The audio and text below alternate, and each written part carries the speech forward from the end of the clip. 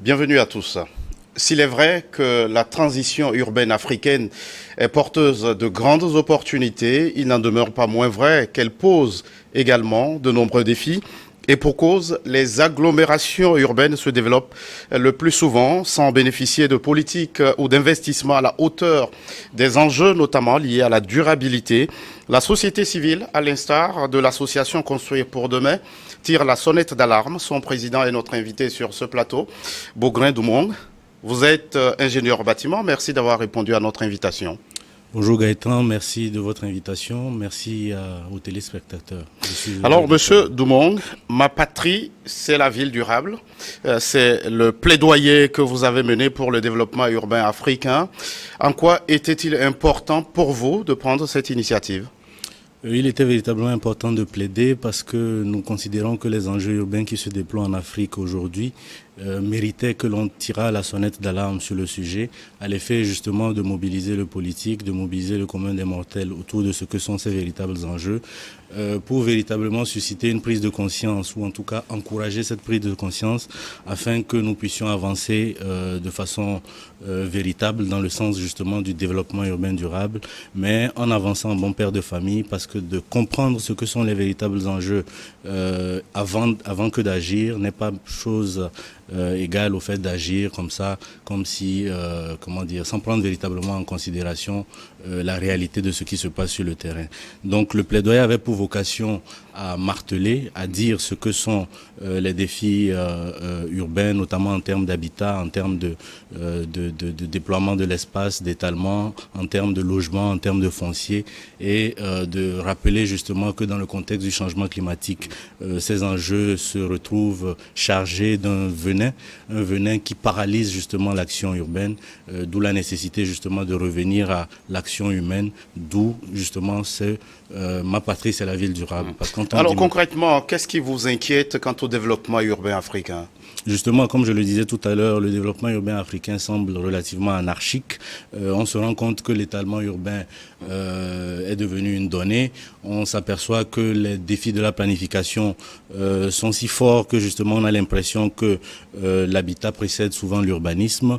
Mais dès lors qu'on considère que les politiques ou encore les populations sont toutes membres d'une même communauté, naissent généralement dans les mêmes familles, reçoivent la même éducation, on peut partir du principe que le fait de se positionner sur un même palier de connaissances nous permet justement de pouvoir élaborer des champs d'action qui pourraient nous mouvoir ensemble dans une dynamique porteuse. Alors, faut-il plaider à plusieurs pour aller mieux ?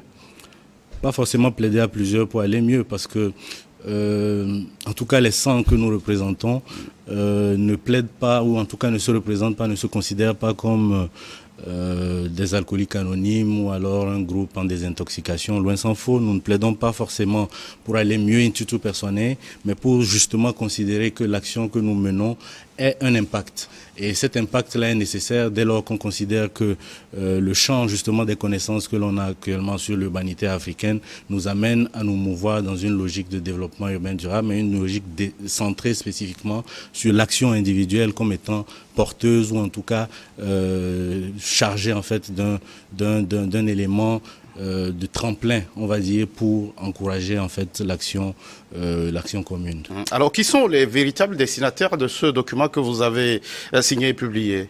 Ce document est destiné à monsieur et madame tout le monde. Les destinataires sont si nombreux que nos visages sont différents.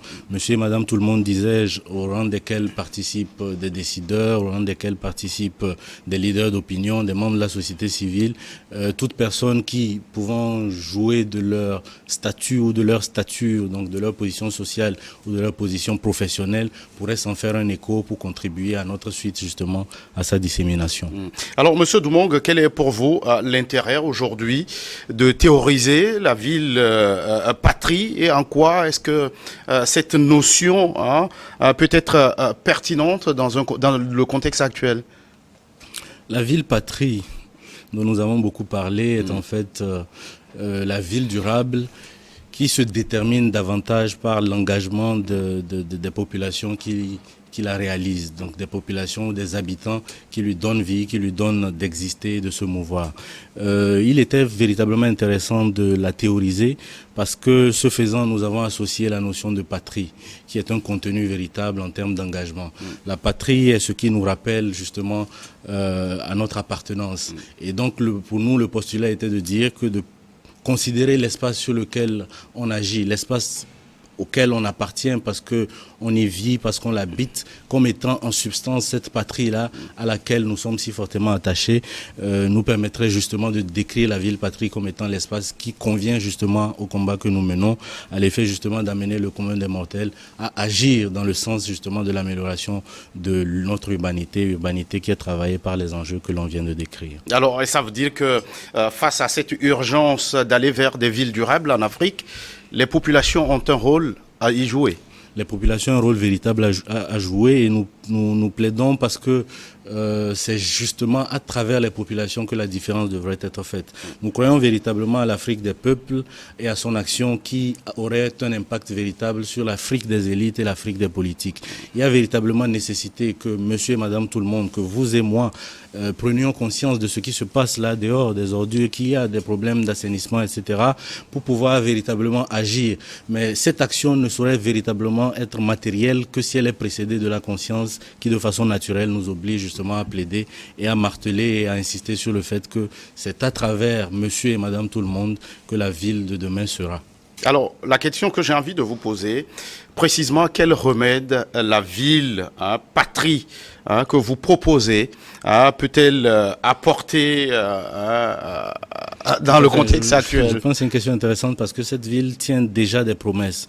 On peut encore la regarder comme un concept, mais au fond, elle tient des promesses dans l'addition en fait des efforts des populations qui permettent de la déterminer. Donc au fond, lorsqu'on considère que cette ville est la résultante d'une action commune, on peut partir du principe que c'est une ville, comme je le disais tout à l'heure, une ville pour tous, parce qu'une ville sur laquelle tout le monde agit dans un sens et dans un esprit de responsabilité. Mais au-delà de cela, c'est surtout pour nous la ville qui conçoit en fait son espace comme étant un espace à éco-densité, donc un espace qu'il faille organiser dans le sens justement de l'amélioration et de l'optimisation de l'occupation de l'espace. Mais par-dessus tout, nous la voyons comme une ville qui stimule l'exode urbain. Une ville qui accompagne la petite industrie, une ville qui se nourrit des filières locales, qui optimise justement les possibles des matériaux locaux pour la construction, une ville qui se déploie dans une logique de mobilité en tablant justement sur les possibles de la mobilité douce, en tablant justement sur également ce qu'il y a de possible en termes d'usage de l'Internet et des outils numériques aujourd'hui pour révolutionner les services. Nous la pensons également comme une ville qui permettrait de façon véritable de produire de nouveaux produits sur la base des déchets qu'elle porte, donc de s'inscrire dans une logique d'économie sociale et solidaire, d'économie circulaire également, et de faire de cet ensemble un tout qui soit cohérent, mais lié spécifiquement par l'humanité, et l'humanité ici étant l'essence véritable de l'urbanité, selon nous. Au fond, les notions que vous évoquez, M. Doumong, ne se limitent-elles pas à un simple discours? Une très belle question, mais qui sonne comme un regret. Et il ne faut pas parce que je crois très personnellement, au plus profond de moi, que l'Afrique est aujourd'hui en mal de discours. Et je ne connais pas d'amour, je ne connais pas d'investissement, je ne connais pas d'engagement quelconque qui ne soit fille ou fils de discours. D'où la nécessité, par-dessus tout, de justement, et c'est l'exercice auquel le plaidoyer répond avec plus ou moins de qualité, d'où la nécessité, disais-je, d'expliquer, de restituer, de révéler l'essence véritable de ce que sont nos défis, de ce que sont nos enjeux en termes d'urbanité sur le continent africain, à l'effet justement de transmettre le message qu'il faut. Et donc cet exercice discursif, le plaidoyer le réalise à la fois dans son énoncé mais aussi dans son commentaire, avec pour ambition justement d'en arriver à cet état de sensibilisation qui nous permette de revenir et de dire de façon tout à fait véritable que la sensibilisation dont on constate les échecs sur le continent se positionne aujourd'hui comme étant un champ dont on considère qu'il existe des espaces qu'il faut encore attraper. Le plaidoyer en est un, et ce faisant, nous agissons dans un discours qui est loin d'être creux. Et donc, il y a une vocation justement à susciter de l'engagement. Monsieur Doumong, 50 pages de plaidoyer pour la ville patrie en Afrique, la ville durable in fine. S'il fallait en retenir seulement 2 mots, vous parliez de quoi? Agir maintenant, tout simplement. Agir maintenant. Alors, quand vous dites agir maintenant, c'est un appel que vous lancez. Vous le lancez à l'endroit de qui? À l'endroit de monsieur et madame tout le monde, comme je le disais tout à l'heure, qu'ils soient décideurs, qu'ils soient politiques, qu'ils soient membres de la société civile ou qu'ils soient simplement un citoyen. Est-ce que vous avez le sentiment que votre plaidoyer a eu un écho favorable? Tout à fait, tout à fait. Nous avons eu d'excellents retours, mais nous pensons qu'il faut encore aller plus loin et c'est ce à quoi nous allons nous atteler. Il faut encore aller plus loin. Que comptez-vous mettre en place de façon concrète pour donner suite à ce plaidoyer sur le terrain et qui ne va pas se limiter seulement à ces discours relayés sur les réseaux sociaux? Effectivement, le discours a été relayé sur les réseaux sociaux parce qu'il s'agissait de la première dynamique, mais nous comptons descendre sur le terrain avec une vocation cette fois-ci à sectorialiser le discours du plaidoyer, à l'effet justement de le disséminer dans des schémas de conversation vis-à-vis avec qui de droit, à l'effet de contribuer, de garantir justement que son message passe, mais spécifiquement qu'il soit force de proposition pour la prise de décision publique. Alors, quand vous parlez de descendre sur le terrain, quelles sont les actions précises et concrètes que vous avez en vue? Vous descendez sur le terrain pour faire quoi? Très prochainement, nous allons organiser toute une série de conférences à destination de différents acteurs, qu'ils relèvent du religieux, qu'ils relèvent de politique, qu'ils relèvent justement des professionnels, qu'ils soient architectes, ingénieurs, environnementalistes ou économistes. Le but étant justement de spécifier le message et d'expliquer de façon véritable en quoi est-ce que la ville patrie que nous théorisons peut être un contenu sur lequel ils peuvent agir, duquel ils peuvent s'en faire un écho, à l'effet justement de contribuer à leur échelle à l'avènement de cette ville durable, cette sacro-sainte ville pour laquelle nous plaidons sans réserve. La jeunesse est au cœur de vos préoccupations dans un contexte où l'Afrique est présentée comme le continent de l'avenir du fait de la jeunesse, de sa population. Est-ce que pour relever ce défi, vous pensez que la jeunesse devrait être mise au centre? Effectivement, et comme vous l'aurez constaté, la majorité des signataires du plaidoyer sont jeunes. Et cela a été fait à dessein parce que l'avenir repose sur la jeunesse et qu'on ne saurait véritablement penser un quelconque avenir sans tabler spécifiquement sur cette frange de la population qui est essentielle. Frange qui est d'ailleurs travaillée par un certain nombre de défis qui au niveau local nous amène à re-questionner son engagement. Un engagement qui pourrait prendre des couleurs et même des couleurs tropicales parce que c'est de cela qu'il s'agit dans le sens justement de la lutte contre les changements climatiques de manière générale, mais spécifiquement dans le sens de la promotion d'une urbanité plus verte, d'une urbanité plus résiliente et d'une urbanité plus en phase justement avec les enjeux mondiaux actuels. Alors, les défis liés à la jeunesse sur le continent, c'est l'emploi, le chômage, c'est l'insertion sociale.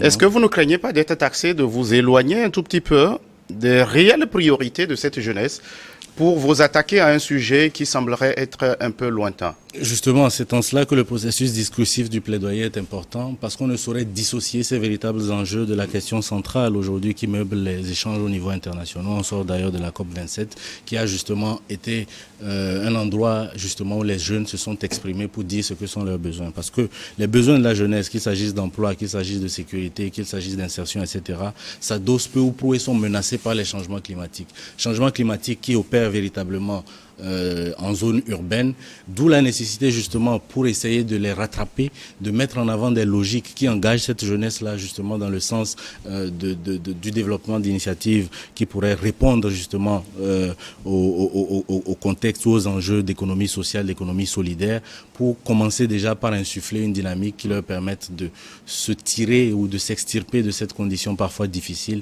par l'action. Nous, c'est ce à quoi nous sommes véritablement rendus. Et il n'y a absolument aucune antilogie dans cette... Alors, comment faire en sorte que ce plaidoyer puisse alimenter l'action politique? Pour alimenter l'action politique. Je pense déjà que le plaidoyer en lui-même est relativement mixte. Il raconte ce qu'est en substance une ville. C'est un mélange de personnes issues de divers horizons, de divers casquettes aussi, parmi lesquelles celles de très grands spécialistes qui ont contribué justement en signant ce plaidoyer, en le préfaçant ou en le postfaçant, comme cela a été le cas, à relever ce que sont les véritables enjeux. Donc pour le politique, il y a véritablement intérêt à prendre connaissance de ce plaidoyer, de ce document, parce qu'il est un contenu véritable d'idées, un contenu véritable de questionnement qui pourrait l'amener justement à réévaluer ses logiques et peut-être justement à entreprendre des investissements qui permettraient plus d'efficacité dans l'action urbaine. Bougrain Doumong, vous êtes ingénieur bâtiment, président de l'association Construire pour demain. Merci d'être passé sur ce plateau. Merci beaucoup pour votre invitation. Merci à vous qui êtes restés en notre compagnie. À très vite pour un autre numéro de votre émission Focus. Merci.